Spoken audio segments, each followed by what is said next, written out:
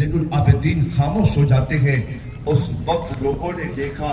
کہ یہ حسین ابن علی کا شہزادہ ہے،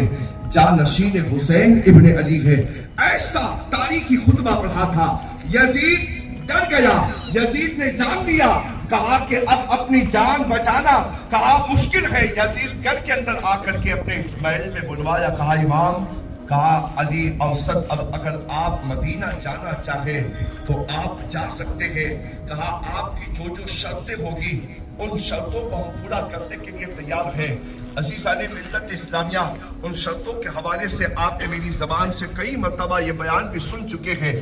مگر بات بتانے کا مقصد یہ ہے کہ کربلا کے میدان کے اندر بات کربلا بھی امتحان کے میدان کے اندر سفر المظفر اور حتیٰ کہ اور آگے 3 مہینے تک امام زین العابدین آپ پیش ہی ہے، بلکہ لوگوں نے یہ بھی دیکھا کہ مروان کی جب حکومت، عبد الملک بن مروان کی جب حکومت تھی، اور اس وقت امام زین العابدین کی ماں بات کربلا اتنی مقبولیت ہوئی کہ لوگ جب حج کے لیے جب آتے نا تو آ کر کے کہتے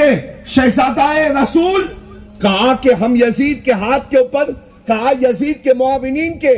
جتنے لوگ ہیں ان کے ہاتھ کے اوپر ہم بیعت کرنا نہیں چاہتے ہیں، کہا خلافت کی کرسی کے اوپر اب اگر کوئی بیٹھے گا تو کہا وہ حسین کا شہزادہ بیٹھے گا، کہا ہم آپ کے ہاتھ کے اوپر بیعت کرنا چاہتے ہیں۔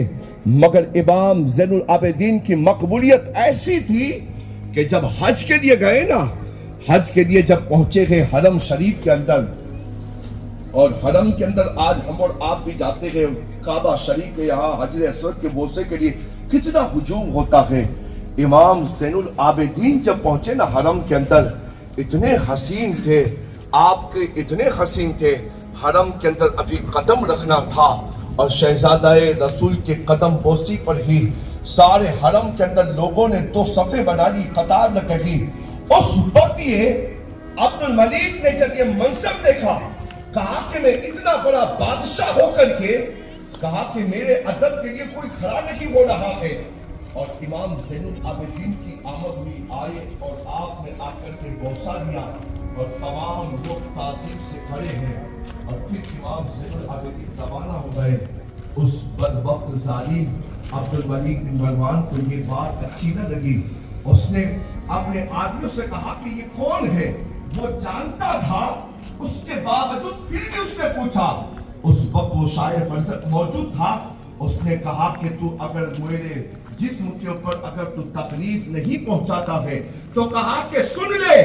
یہ جو شہزادہ جو آیا تھا، کہا کہ جس کے چہرے کے اندر اتنی کشش تھی، کہا کہ اتنا پرکیف جس کا ایسا چہرہ تھا، کہا کہ لوگوں کے دل اس کی جانب تو راغب ہو گئے تھے، ادب اور تعظیم میں کھڑے لگے، کہا یہ مدینے کا کوئی اور نہیں تھا بلکہ یہ وہ شہزادہ تھا کہ جن کی شان کے اندر اللہ نے قرآن مقدس کے اندر آیت تطہیر نازل فرمائی ہے۔